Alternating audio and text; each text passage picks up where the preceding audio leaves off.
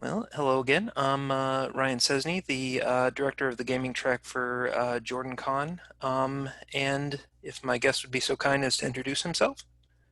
Hey everybody, it's Hanker and Fernale here from Runehammer and Drunkens and Dragons. Yeah. What is it? Amongst his other accomplishments, what is it? He's put out a couple of interesting little games that you folks might have heard of.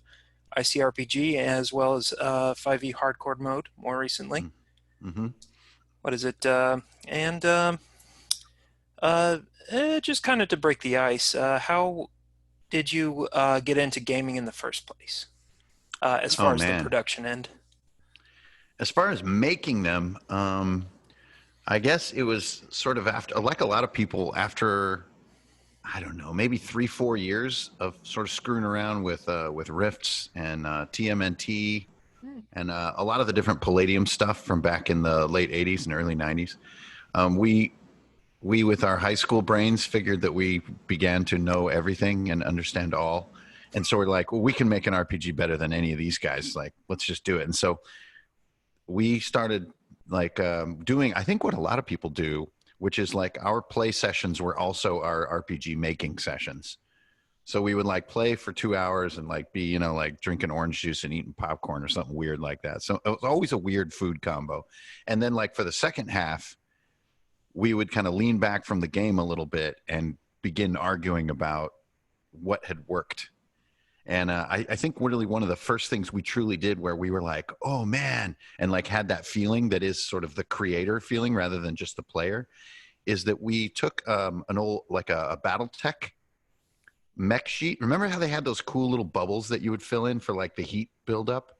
Oh And yeah. like you would fill it like an ACT sort of like there's a zillion little bubbles. And we thought that was so badass. And so we'd like cut out the little mech and like cut the head off and like, cut out a little head of like a fantasy hero and sort of stuck it on there. And we started thinking like those were like little hit point bubbles.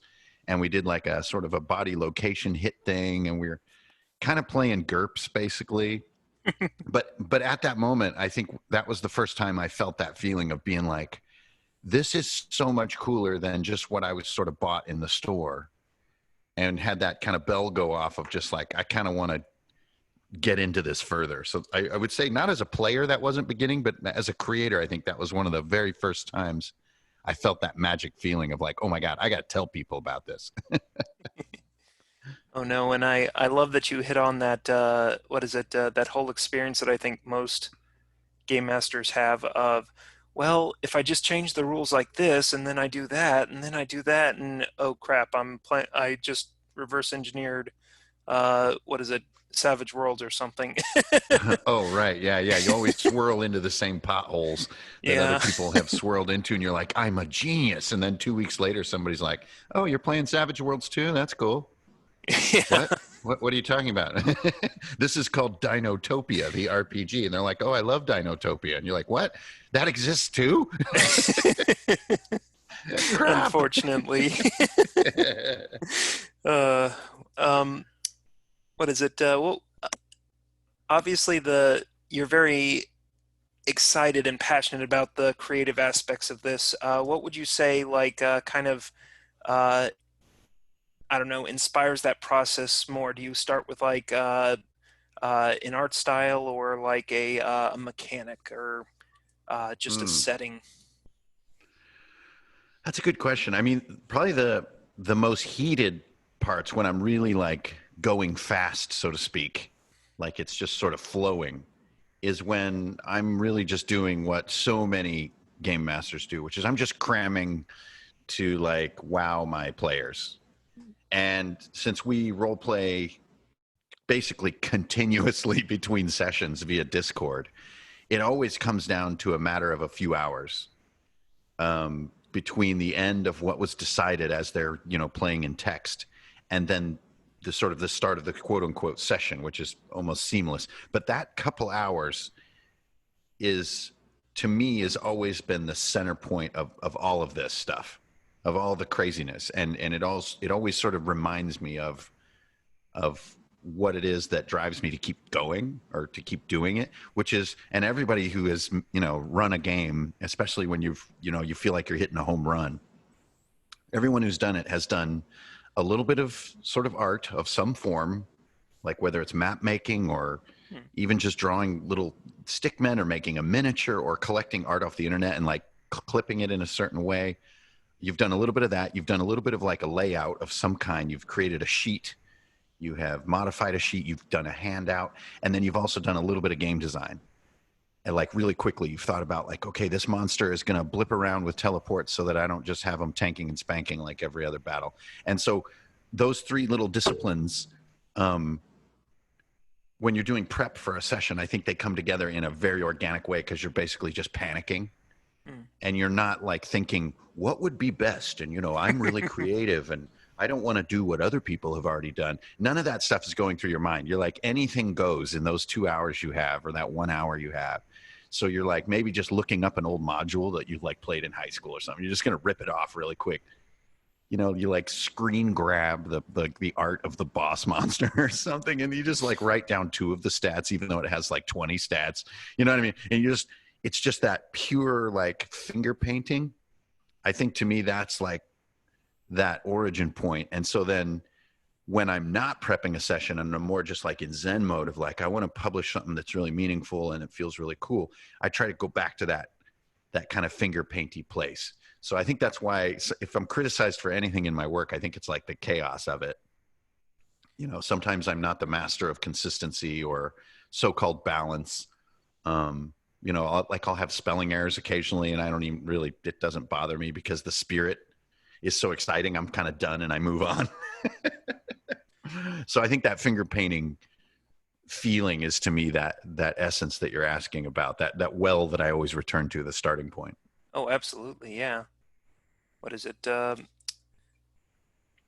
Now, again, to like comment on some of your other products, although some people may disagree with me on this, but in my opinion, consistency really isn't or really isn't an issue in a lot of your work. I mean, for the most part, I'm pretty pleased with the like art template as far as ICRPG, and then again with hardcore mode, although they're very different styles, they're very consistent in their style and they're Hmm. consistent in their application.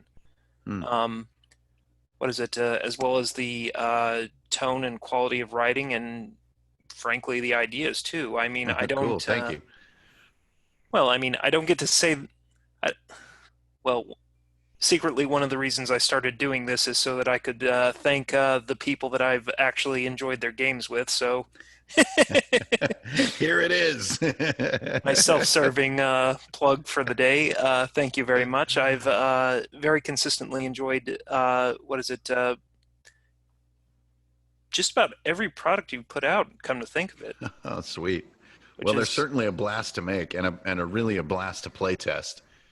I mean, I think that's probably my favorite part of the entire process is like before it is really going into a publishing mindset, it's always going into a time to reveal it to like 3 people. And then, sometimes do a playtest that someone else is going to run. And that's the most nerve wracking because you don't know if they're going to fill in the sort of the mortar, yeah. fun way. But yeah, it's been really fun and have been really lucky too, to be able to follow my nose. I haven't really been trapped in one style or one genre since I began. And so I feel really fortunate to be able to sort of play around and kind of have fun with it rather than, Forgotten Realms for 7 years. Go for it. I would have trouble with that.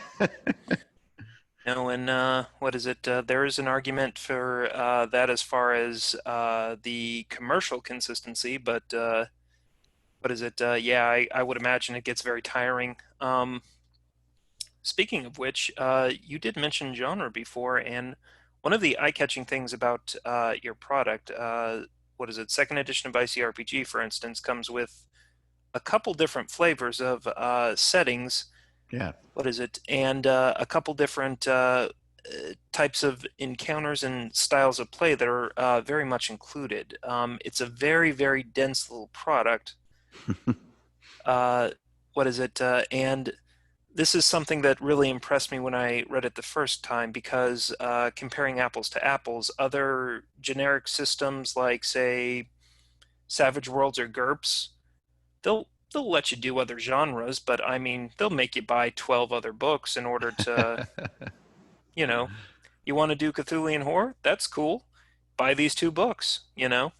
Yeah, I Um, mean, I've always been very sort of rocks in my head as far as being able to utilize source material, I guess it's called, like source books.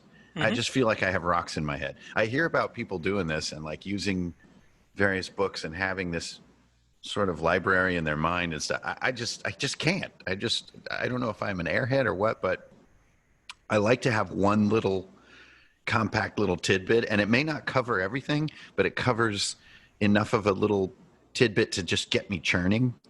And then I'm off. Like I don't need to be told the name of the guy that sells hats in the second town in the Cthulhu universe. Like I don't need to be told that, and honestly can't remember it anyway. So I try to apply that sort of limit to my own work, where it would be just sort of one compact little thing that doesn't really tell you everything, but kind of just names a few things and then says like, "Are you interested in this? Like, good luck. I don't know. I gotta go. I'm kind of interested in fantasy all of a sudden. So I try to just embody that ADD kind of effect, or attention surplus, as I like to call it, rather than fight it. Just let it sort of happen. It's like, okay, I did a 10-page fantasy world, and I'm like, I think I'm good. I need to draw a map, though. Let me get the map done, and then I'm just going to go on and do a Western. I don't know. No, and what is it? That tends to be the sort of play style that I would say is more common at my table. Like, we very, very rarely do like a year-long campaign. It's usually like, Mm. 6 weeks. We're going to go, what is it? Do a Weird West. Then a couple weeks after that, congratulations, your high school kid's doing a Scooby-Doo, but the ghosts are real. Right. Um, Oh man, I was so disappointed when remember one of the early episodes where there's a UFO and there's like a guy with a glowing helmet with a skull in there. yeah. That's one of the early Scooby Doo episodes. I thought that was so kick ass, and it turned out to be like a hoax to protect the oil mine or something crazy like that. And I was Mhm. so disappointed, just from what you said about the ghost being real. I thought that was the coolest like bad guy. It was like this alien who's a skull in a spacesuit. I was just like, that's so kick ass. And then it was just like a guy who like ran a carnival or something. Uh, Oh, it was I'm such a bummer. I'm told that particular guy was the inspiration for Bob the Skull from the Dresden Files. Nice. I hope So so. that one resonated with an entire generation Yeah, there. you cannot go wrong with a skull in a spacesuit. It's Oh just yeah, it's just too cool.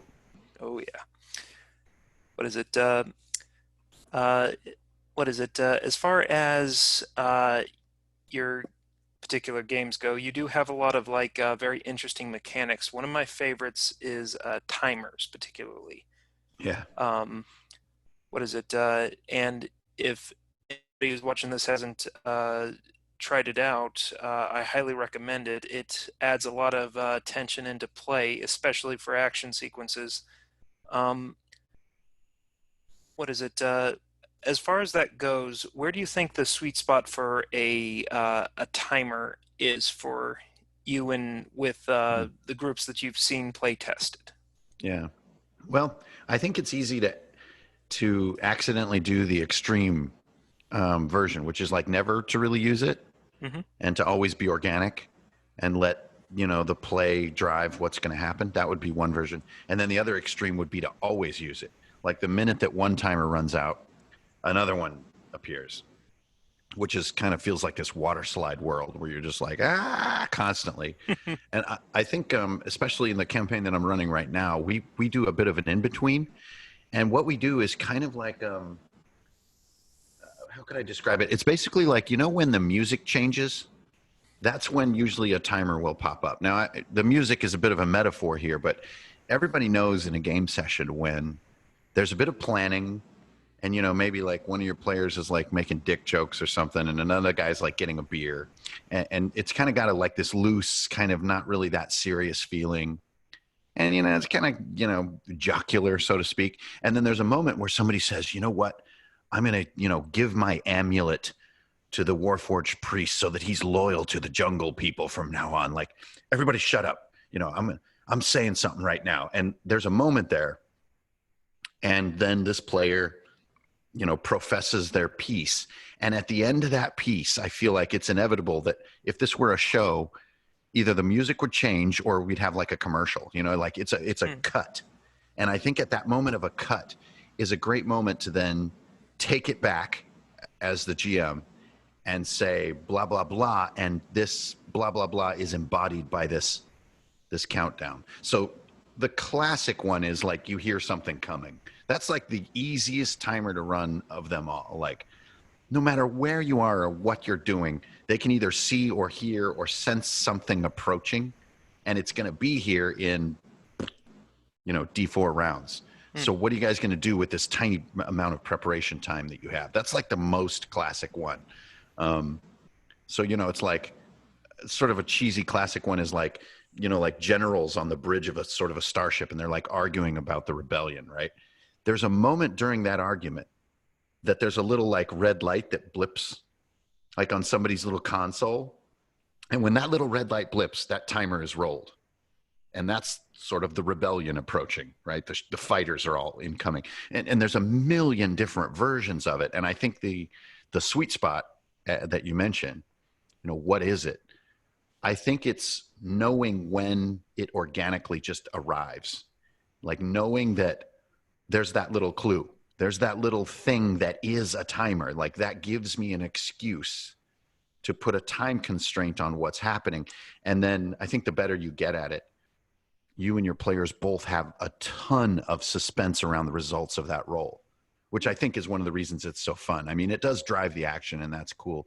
But if you get a 1 on a D4 as opposed to a 4, it's like the difference of like 90 seconds versus like 10 minutes or 15 minutes. And that's like in RPG time, that's forever.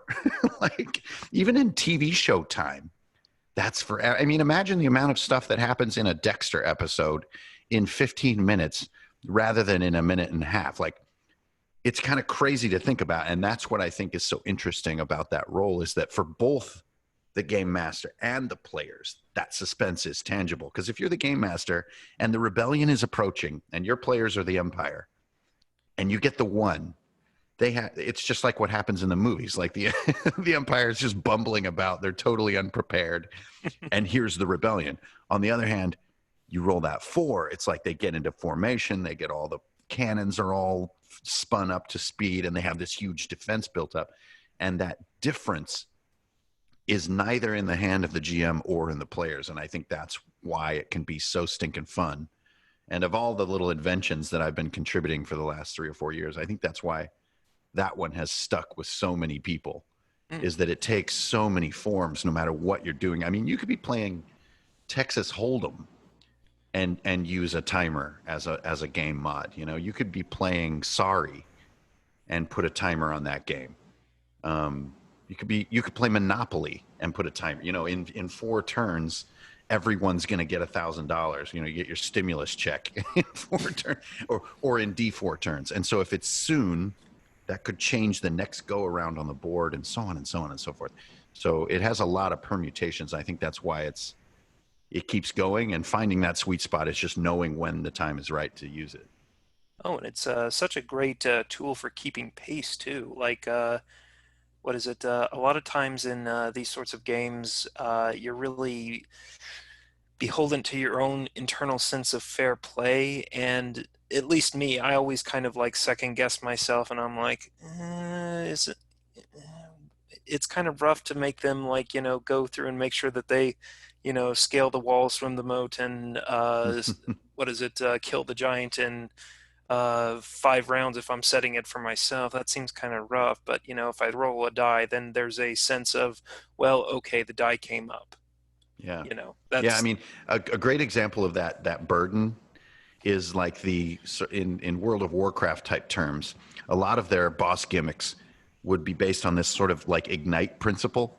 So if you can't get enough work done against a boss in 5 seconds or 90 seconds in Warcraft time, this ignite thing happens and wipes your group. And so what your group learns to do is fight this almost like arbitrary law of the cosmos. And they do in time, they master that. But I really agree with you. To just say, if you don't kill the hill giant in 5 rounds, he goes to Super Saiyan mode and starts throwing boulders and going completely berserk. I mean, I guess that could have its place, but the burden definitely falls to you as the designer to be like, that's how are we supposed to drop him in 5 turns? That's freaking ridiculous, dude. You're trolling me. Whereas if the dice say, well, the walls are crumbling, but how quickly? And maybe you guys like braced it earlier in the battle. So instead of D4, we'll roll the timer will be a D8 or a D6. And then that moment, both you and them don't know what's going to happen. And I think that's much more fun than what you describe, which is that like sort of burden of the ignite effect. Oh yeah, and I don't know, it's just such a innocuous thing within our hobby that nobody really questions the dice. The dice are objectively fair, so I've Mm-hmm. never had anybody express any. Well, there are sour grapes, but nobody's ever really like, oh, this is bullshit, you know? Let me see that dice. Yeah. um, what is it? Let me see. Getting back to ICRPG though, I know that Mm-hmm. you had mentioned a third edition. Yeah. Yeah. Finally underway. I have started and stopped and procrastinated and not felt the time was right for about a year now. Hmm. And so I would move on to other things and take more input and wait for more play testing and wait for more sales and wait for more comments and questions, which I get hundreds of throughout each month. So I needed that feeling that the turbulence or the sort of the rapids that second edition caused, that energy was sort of starting to settle, because I didn't want to interrupt a bunch of people's excitement. Even though we had a lot of new improvements and the game unfortunately got scattered over 4 books and several PDFs, I didn't want to, do that thing that happened when we went from 3.5 to 4th edition with D&D. I remember the pain of that moment. I'm sure you do too. There was a major moment there where the shift was strong enough that it was like, oh my God, but 3.5, like we're just in our second campaign of 3.5 and you're going to, but I want to be cool. So I want the new shit. So like, oh no, so I didn't want to do that. So I've been pondering and also trying and failing to create something that felt innovative enough to be a worthwhile next edition. And I just, frankly, just didn't have it. I kept scrapping it. So finally I got some traction, which is, oddly enough, it came from such a strange source. I mean, on the one hand, the time feels right. Like, I think by the end of this year, or maybe the end of this summer, by the end of the dang quarantine, I think the time will be right. And so then I found really not the answer, but an answer from a very unlikely source, which is Mike Mignola's early work when he was working on X-Force back in the early 90s. And I've always been a fan of his, but not necessarily just of Hellboy. I wanted to sort of dig a little deeper. And when I found some of his early stuff, like his formative work, it's not so amazing that it's out of my reach to try to use him as a teacher. Hellboy is just too damn incredible to even approach as a student. It's just so freaking good and sublime, like how much is hidden inside his work. But in his earlier work, it was approachable to me, and I started sort of attacking a more comic book type style, which I've dabbled in over the years, and try to push my own drawing ability further and basically throw out everything I had instead of copying or pasting any kind of text from any previous book. and just write from memory and begin completely afresh. And once I did that, it started to click. And I'm talking about it like it's ancient history. This is like a week ago. So I'm like right at the beginning of third edition. So it's the funnest part. Is absolutely the worst part is the ending of doing a book. Oh my God, it's so hard. But yeah, it's finally underway, I feel. Well, endings are always hard, and what is it? Through a very tangled, kind of obscure acquaintance, I'll throw at you the what somebody had shared with me. A guy I know was actually being mentored by Ray Bradbury, like way Mm-hmm. back in the day, and he was trying to make it as a writer, and he was selling, or he was trying to sell short stories, and he couldn't get anywhere with it. And basically, what is it? He got to the point where he just wasn't showing his work anymore, and he went to him, and he's like, Ray, what do I do? I suck. I'm terrible. Nobody's ever gonna buy my work. And he just looks at him and he says, Kid, we all suck. Just suck it up and Just yeah, go. you either want to keep going or not. Yeah. It's what is it? It's just one of those things. I don't think that regardless of whatever source of inspiration you are, like nothing is truly out of your reach per se. You just have to, keep going for it. Yeah, absolutely. I mean, and Yeah. a lot of people ask me about drawing a lot of time because I'm very sort of public with my drawing process and my artwork in general. And it's so hard to give people the sort of the story of how I got to where I am right now, which is like I started drawing when I was like 4 years old, like everybody does. But I like eschewed a lot of the fun things in life to just draw and draw and draw more and endlessly draw in a not healthy way for 40 fucking years. So, and I'm still nowhere near what I had hoped I would be capable of, but I am to a point where I enjoy it.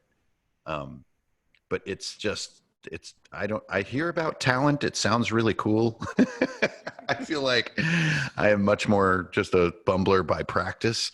Um, and a little bit of arrogance goes a long way when you're drawing, if you just feel like, oh yeah, that's just my style. Hmm. It's like, dude, that hand is all wrong. That's not how hands look. And yeah, yeah, yeah, but that's my style.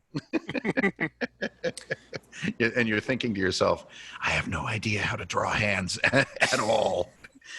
Every artist I know keeps telling me I should be good at drawing hands, but I think it's like a box with like four noodles attached. I think that's a good enough hand for me. So that's another thing I love about Mignola is that he has that a little bit of freedom with how he does hands and sort of necks, and he has some really odd stylistic choices that he's just leaned into. He just says, Hmm. "Fuck it, this is just how I'm going to do it." It's just weird, and I've always just loved it. So researching more about him has been really illuminating this past month. What is it? Yeah, I'll say too that like the inhuman nature of most of his characters tends to give a lot of interesting ways to do his anatomy. I'm a big fan of his art style as well. Yeah, it's really odd. Yeah, I would have liked. I don't know. They didn't. You can make an argument that it's already kind of there, but I would love to see him do like a take on like more like Cthulian kind of weird like alien things, because I Mm-hmm. think that he would have done a bang up job with that. And, Yeah, I mean, I feel like everything he approaches, there's such a weird hidden story in each little tidbit.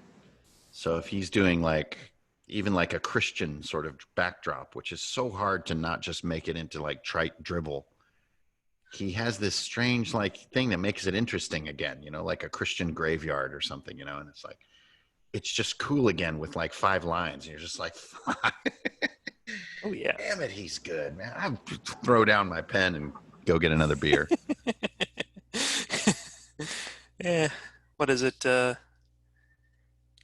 I I understand the feeling. It's what is it? It's hard when you're like at the face of the cliff and you're just looking up. Yeah. Yeah. Oof. But anyway, something that I've been a little curious of. You had spoken up a little earlier about how you were going to combine some of the books into third edition ICRPG. Um, there are a couple of like world-specific settings. For instance, Vigilante City. Um, Yeah. what is it? Do you feel that you're going to continue releasing those as just like little add-ons, or is the point of third edition to make those kind of obsolete and just one product, here you go? Yeah. Well, I think as a first step, I think the goal, the mission will be to make sure that the five sort of bigger ones that I've done are concise and contained inside the third edition book. So that's like fantasy, sci-fi, superheroes, Weird West, and there's a fifth one, which I'm totally forgetting. That's amazing. Anyway, but to make sure that those core five that I do, oh, Blood and Snow, Hmm. the primordial one. So make sure that those are redone and retreated properly. And then I think once 3E is in flight, I would also like to think that this is a definitive version of ICRPG. I don't want to do versions forever. I've always found that a little bit unsightly. Hmm. So I think it could be a definitive, and then yeah, kind of go back to the more like hobbyist type lifestyle. Where you just take something that you're a fan of and just make a little setting out of it that has some tables and some doodads. Like Bearcats. A lot of people just have no grasp what the hell I was thinking when I did Bearcats, of just like, what the fuck is this? And it's just because Red Dawn is an awesome movie, and I had a really weird sort of idea about a color palette, and just a kind of a really strange looking, like ice cream like color palette that just felt fun, and just kind of went for it and did it in 30 days just as sort of a thrill ride. Um, and I'd love to just keep doing those, but Bearcats is not the kind of thing that would go like into an ICRPG book. It's just so odd. It's just so weird, and like I don't even know what that art style is, where the hell that came from. But as a hobbyist, doing those kind of crazy offshoots and like following your nose or following your sort of right brain, I think is a blast. It's like a Xeno Dead Zone. It's just a completely apish ripoff of the Alien universe, but I'm really proud of how I ripped it and like how I did it as a fan. Hmm. I'm really proud of that, especially after being kind of salty with the Alien RPG that came out from Free League. I felt Hmm. that they had all the production capability, but they in a way didn't get some of what makes it what it is. And just as a lifelong fan, I mean, that's like the first movie I ever saw in the theater. I snuck into the theater as a kid and was totally devastated and traumatized by that film in like 1980 or so. I Hmm. was like way too young for to be. I was just completely mind melted by that movie, and so I've been a lifer. And so that would be a good example of something I wouldn't really put in one of my books, but as an offshoot, super super fun to do and really proud of it. But it doesn't have a place in something that I consider really mine. That's their IP totally. You know, Yeah, and so what is it? Although it has a, how can I say this? It does have a professional production value. It definitely does have that like home version feel to it. So, yeah. But yeah, XDZ was really really fun to make. I did that with Alex, and just that fanning, just being a fan and knowing that you're just a irrational fan and just leaning into it is really really fun.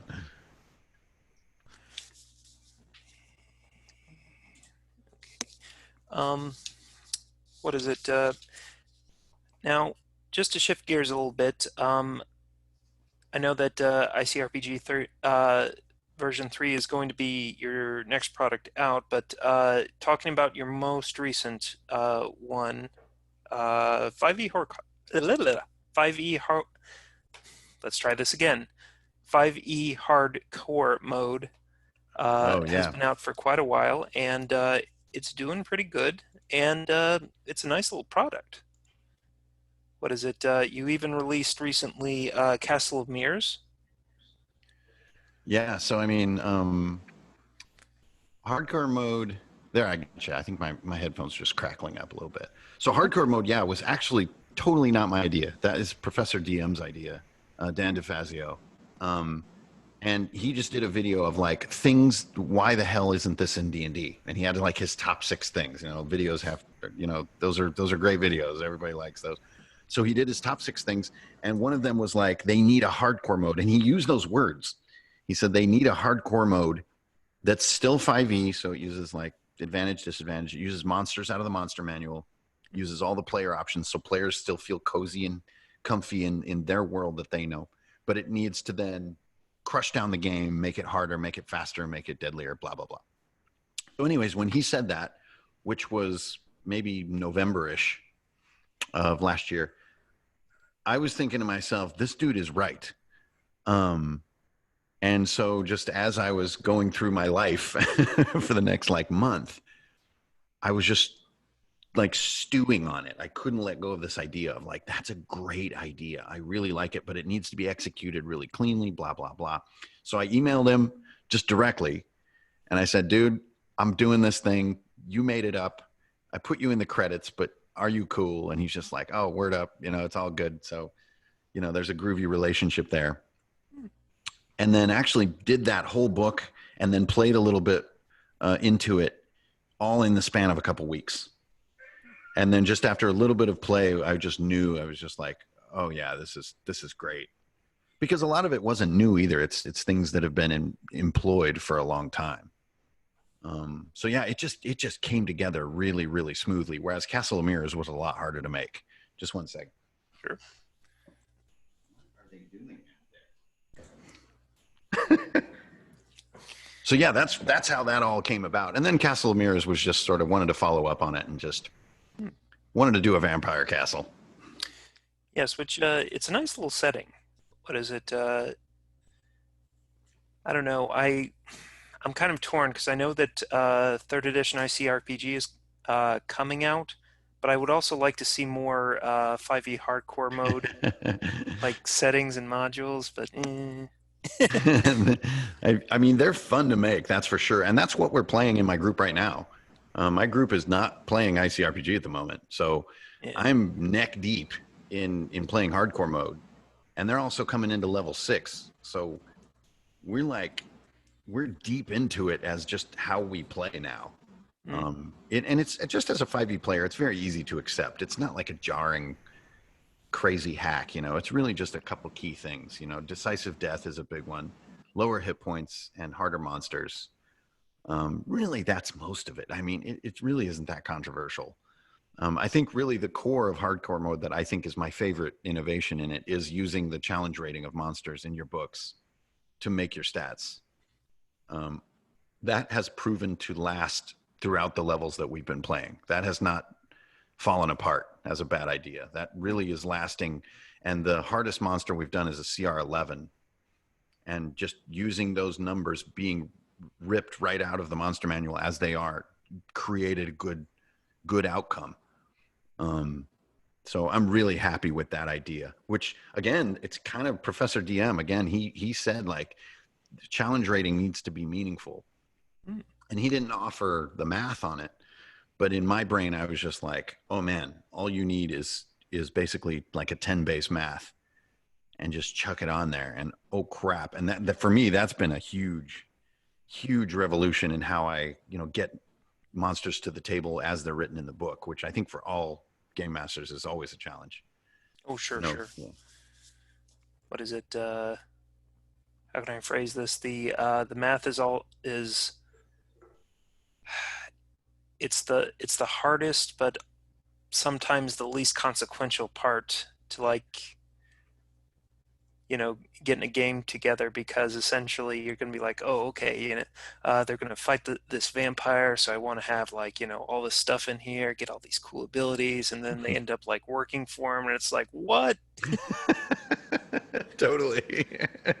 I mean, that's a game master's lament right there. Like that's just Yeah. What is it? Big fan of the streamlined number system with the monsters, and what is it? Definitely a big fan of how can I phrase this? The streamlined mechanics with hardcore mode. Definitely something. What is it? Everybody needs to check out. yeah. It's really I thought it would be a bit of a lark, but it's really holding strong in the market, and so I'm really that's just amazing to me Mm. to see that that many people are sort of interested in a hack of that nature. And you know what? It's really not lightly, at least for me, not lightly done that I would publish something for fifth edition. That's a responsibility in my mind. There's a lot of players there. I don't want to throw shade at fifth edition in any way. And I was a little bit worried about like rules trolls that they would be lashing out at me because I don't have that issue with Index Card RPG because it's my own creation, and so I didn't want to stir those monsters from under their bridges. I didn't want to wrong anybody. You know what I mean? And I mean that in a sincere way. I didn't. I love 5e. It's been great. It's been a journey. Like I especially love Wildmount, but I love the 5e monster manual. I think it's the best monster manual they've ever done. So I wanted to be very respectful, but I also wanted to say, hey, look, I kind of, I'm not the sharpest tool in the drawer, so this is how I actually play 5e.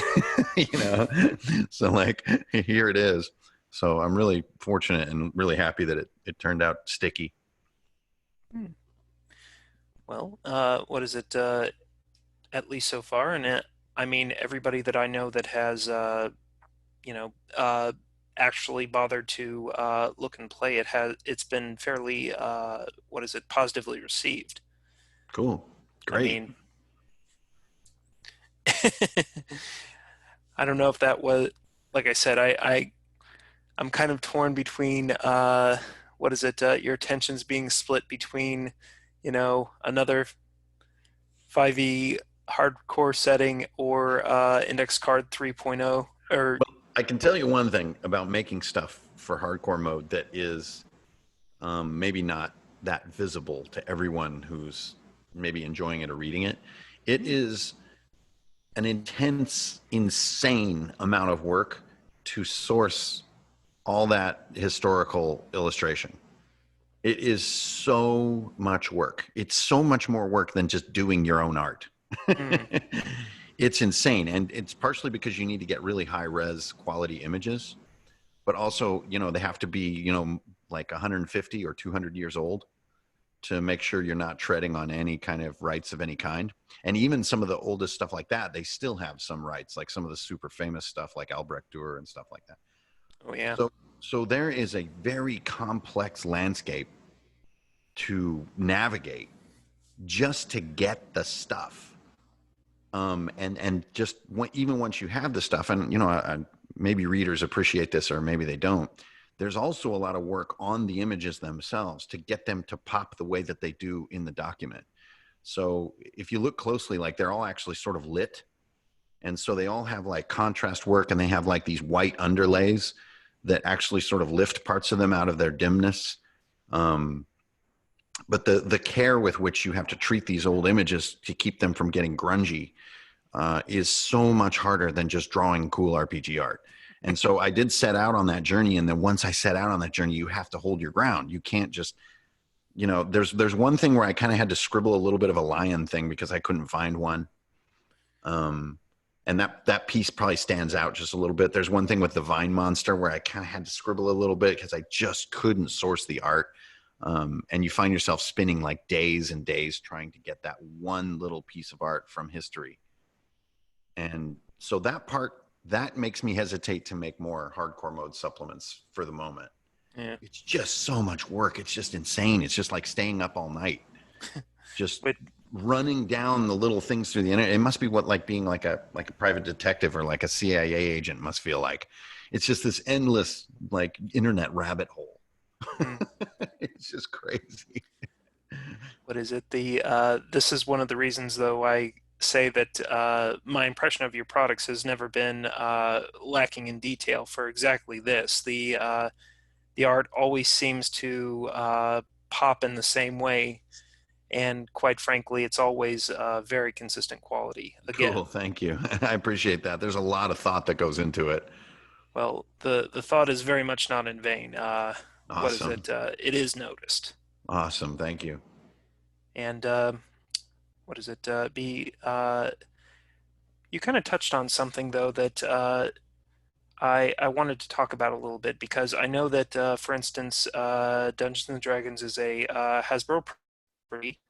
Hmm.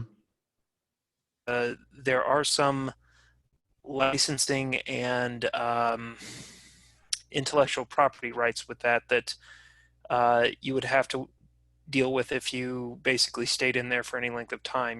They Yeah. somebody from Hasbro may come through your window if you mention a beholder Yep. or something like that. How much does that play into what is it? Some of the developments of things like hardcore mode. Well, I've had my moments with it. So I've had, I don't know, maybe three, four moments with it. I've had a moment with the Beholder.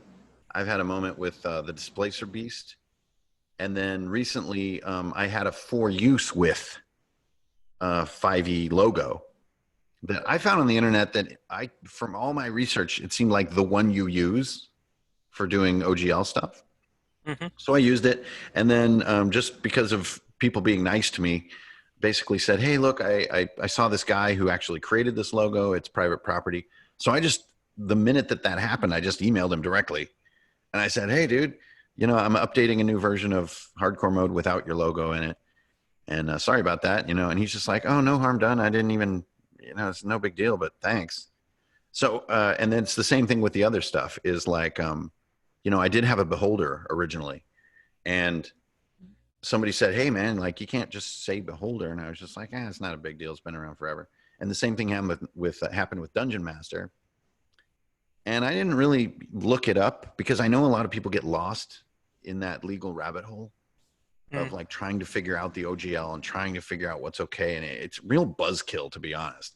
And so what I did, I just took their comments at face value and I just pulled it. So if somebody says, oh yeah, D&D doesn't like it when you say the word beholder, I'm like, at first I said, it's no big deal. And then I thought about it for like 5 minutes. And then I thought, yeah, I don't need that word. Screw that word. So same thing happened with Displacer Beast. Same thing happened with the word Dungeon Master. So yeah, just having readers checking your work, who, have sharp wits. If they say like, this doesn't feel quite cool, I wouldn't even think about it. Just pluck it. And I think Oh, if you're on sure, the up and sure. up like that, you never really have problems. Oh, sure, I think sure. it's if you're trying to sneak. I think if you're sneaking, your gut will know, and like that's when they're going to come through your window, as you say.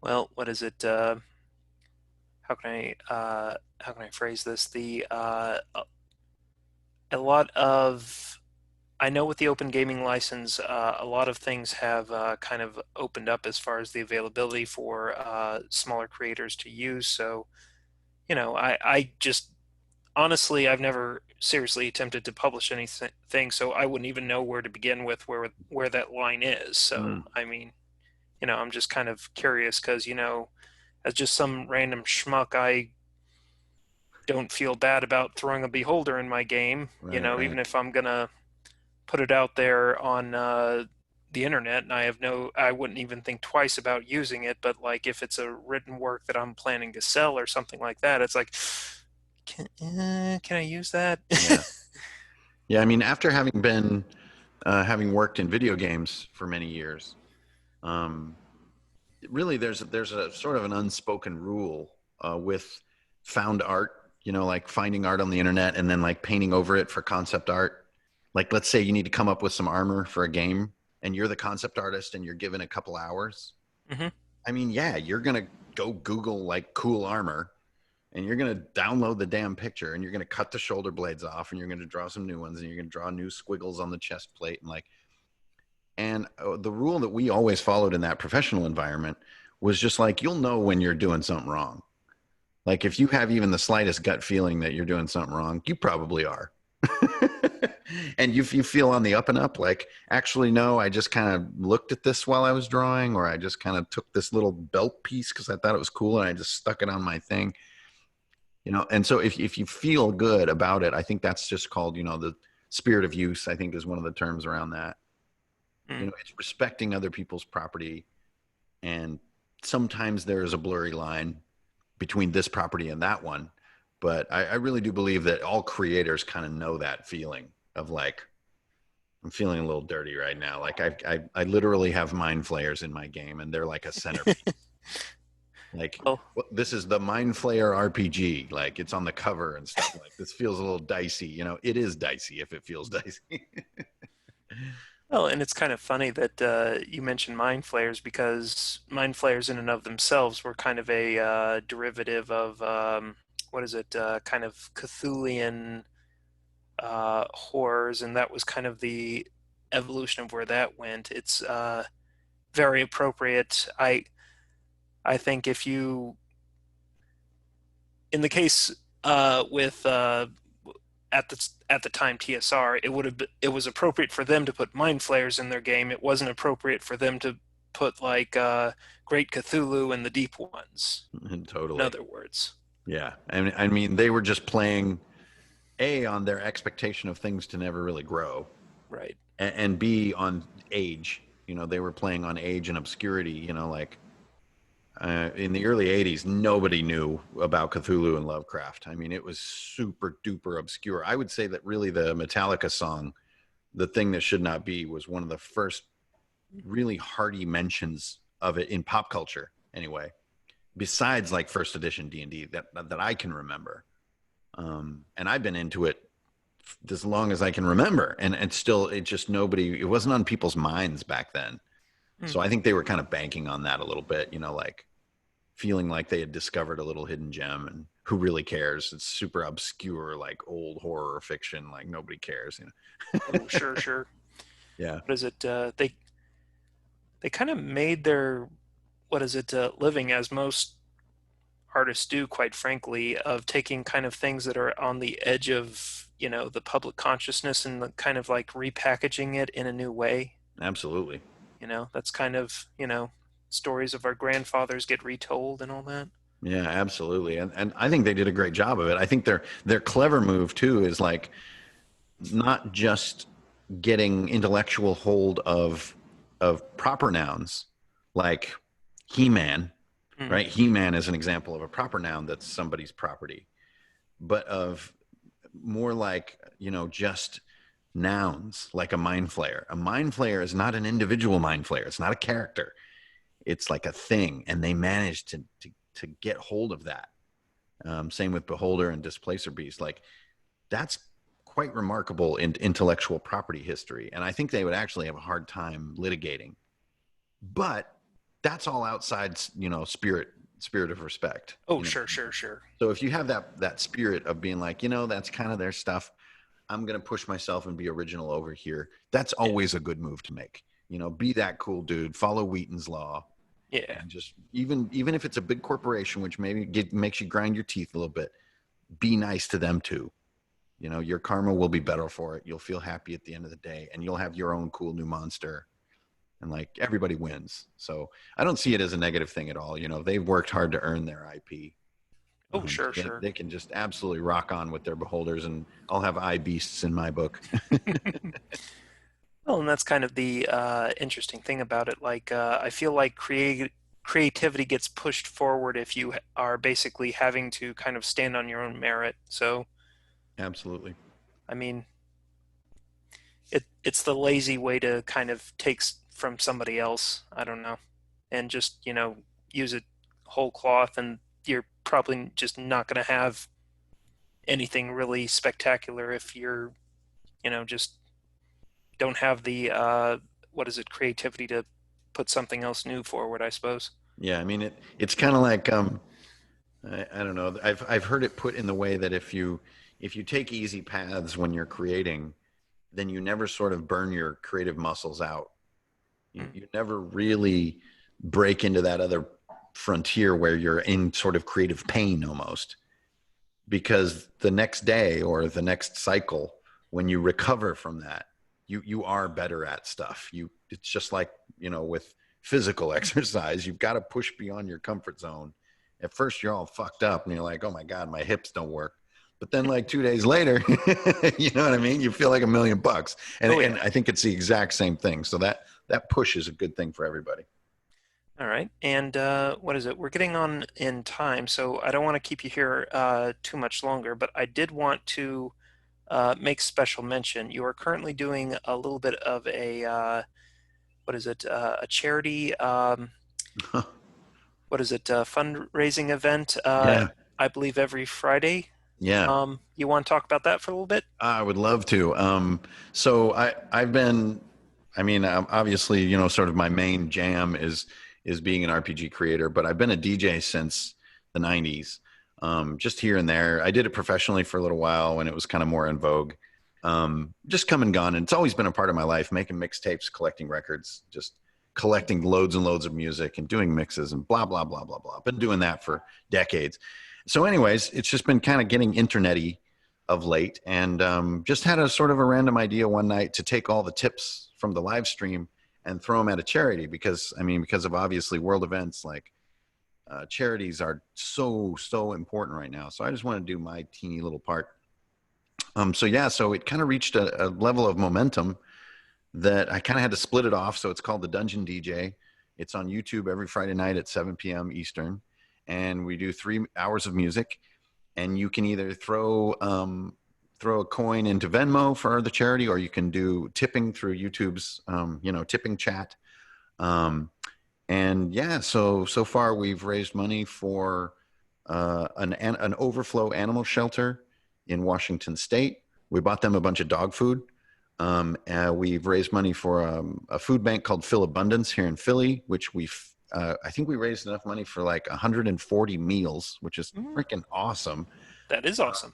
And then we also bought a bunch of Chick-fil-A for frontline nurses across the country, the first time that we did it. So it's not like a big deal, but every time that we do it, it's just more fun and it's more exciting, and the feeling is just so positive. Oh, So and not only kind of that, but reached the every bit point of hurt. like, hey, it's almost Friday night. Like, yes, it's almost Friday night. Like, let's get a 6-pack of beer and let's like, do you have all the tunes picked out? And I'm like, no, I need like 100 more songs to do this set. And like, it started getting more and more fun. And then when really what tipped it over for us to put more work into it, is I got a personal email from the owner of the Sunny Sky Shelter in Washington, basically just personally thanking us and telling us about, getting more dog food for their overflow shelter and like how much difference it makes to a super tiny organization. When there's like 2 employees and they're like living on $500, like donating $200 is a big deal. And like that feeling, I know this is cheesy and everybody says this about charity stuff, but it's freaking great feeling. So we were just like, oh my God, this is just as important as Runehammer. So let's split it off and just kind of do it for the foreseeable future. So that's what we're doing. So that's Friday nights. so come by. You can go to Dungeon DJ on Facebook. You can go to the Dungeon DJ on YouTube, and then all the mixes are later archived on Mixcloud, where also I do like sessions. Some of them are even up like 4 hours, which are made for background music for tabletop sessions. Hmm. So they'll have themes like snow and jungle and other stuff like that.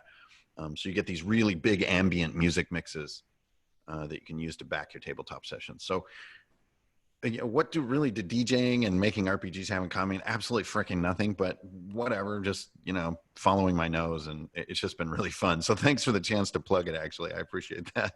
Oh no, what is it? I I'm here as the gaming director of JordanCon, and we are a charity organization. All our proceeds go to the Mayo Clinic, so Right I am on. all about spreading the love too, and Yeah, every man, little way to bit go. helps. Way to go. Yep. What is it? By all means, sir. It's been a pleasure having you here. Yeah, thanks so much for the invite, Ryan. I appreciate it. No, no problem. Um, it's been fun, sir. And what is it? Thank you for coming. Yeah, thanks for having me.